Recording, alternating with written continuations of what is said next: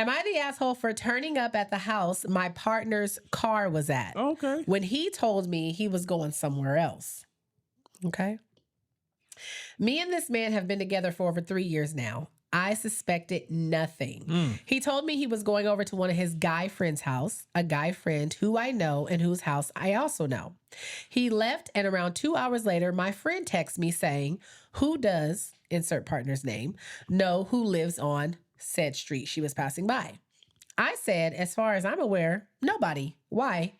She told me she saw his car parked in the driveway of a house on a certain street in our town.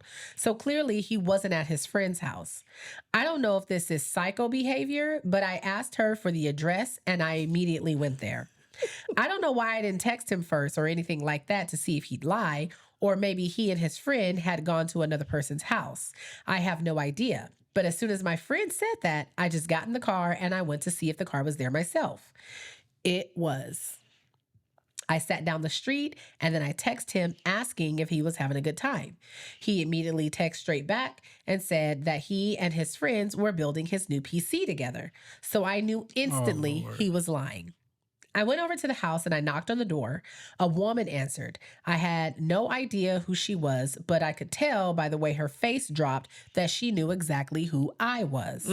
I kept my shit together and I just simply said, tell him his shit will be out on the front lawn when he wants to come and get it, and I left. Okay.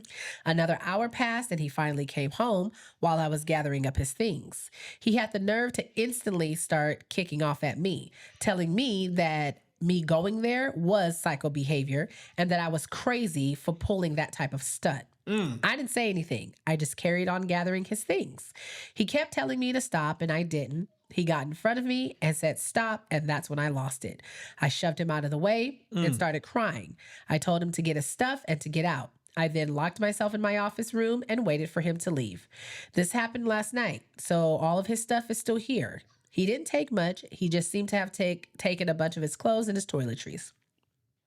I haven't heard from him and I haven't texted him either. But was I the asshole for turning up at the house that he was at? I'm going to say no because your intuition told you to. This is I'm true. going to say no. I mean, look here. This is true. He should have had a better lie.